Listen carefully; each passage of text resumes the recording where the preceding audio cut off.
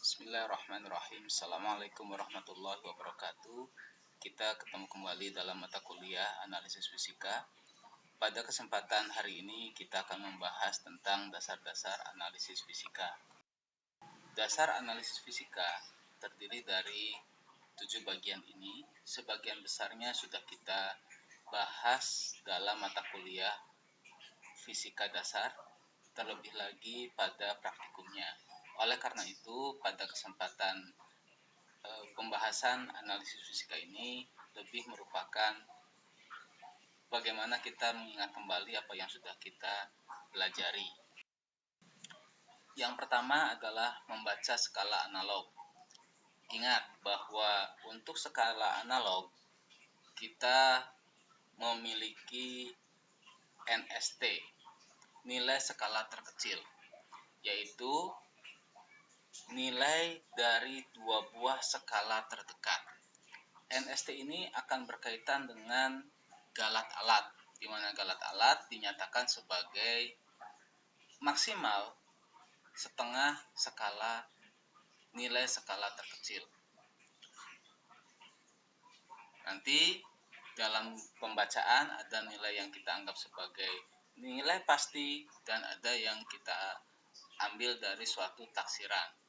Nilai pasti dan nilai taksiran tadi masuk dalam pelaporan sebagai angka penting.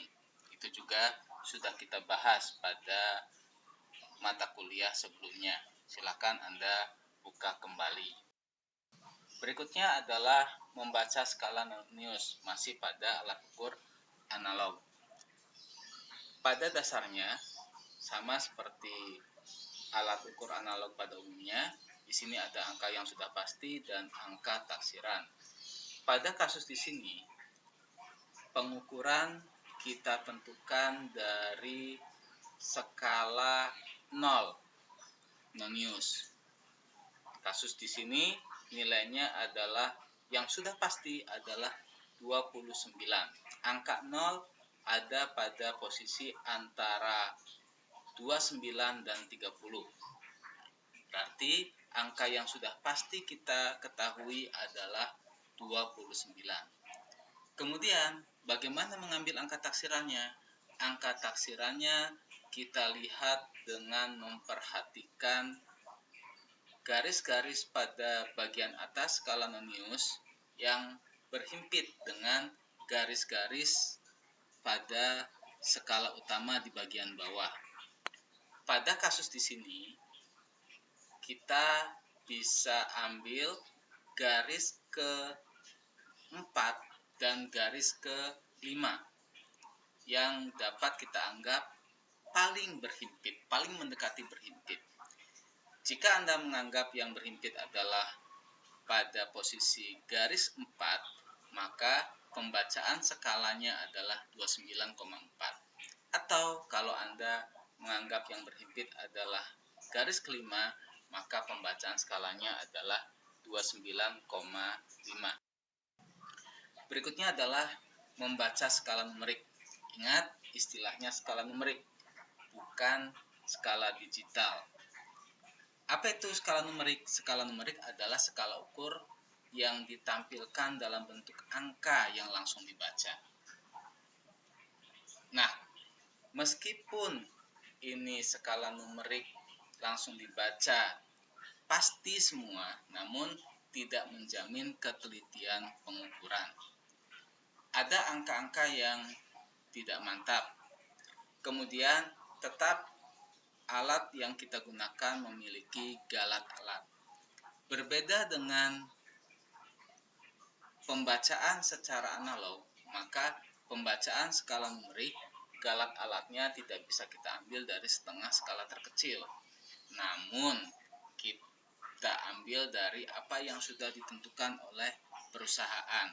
Biasanya ditampilkan dalam buku manualnya. Oleh karena itu, penting untuk kita untuk selalu menyimpan buku manual.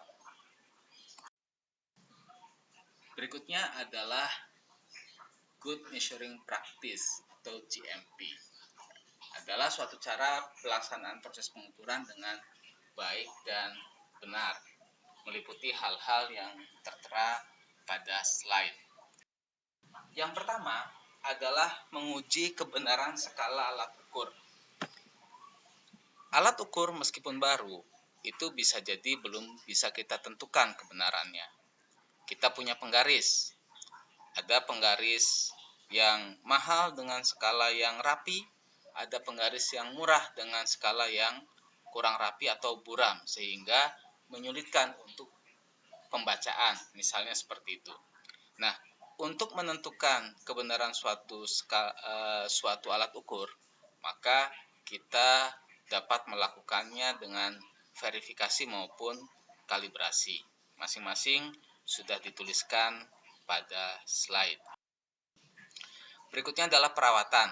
Perawatan ini meliputi bagaimana kita menjaga agar alat yang kita gunakan dapat memiliki kinerja yang tetap baik.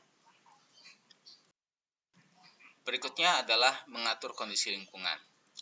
Ingat bahwa pengukuran yang kita lakukan dalam analisis kimia dapat berbeda-beda ketelitiannya. Ketika kita berbicara pengukuran pada ketelitian tinggi, maka kondisi lingkungan akan sangat berpengaruh. Apa saja yang mempengaruhi? Banyak. Contoh yang paling mudah adalah pada pengukuran penimbangan suatu bahan menggunakan neraca analitik. Maka itu akan dipengaruhi oleh atmosfer, misalnya kelembaban, suhu, dan seterusnya. Oleh karena itu, penting untuk mengatur kondisi lingkungan agar sesuai. Suhu dapat diatur dengan menggunakan AC, kelembaban dengan humidifier, dan seterusnya.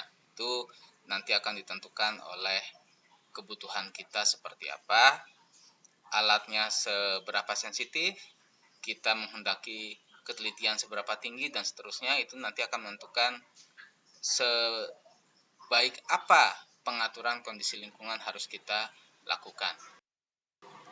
Demikian apa yang bisa kita sampaikan untuk hari ini. Terima kasih, semoga bermanfaat.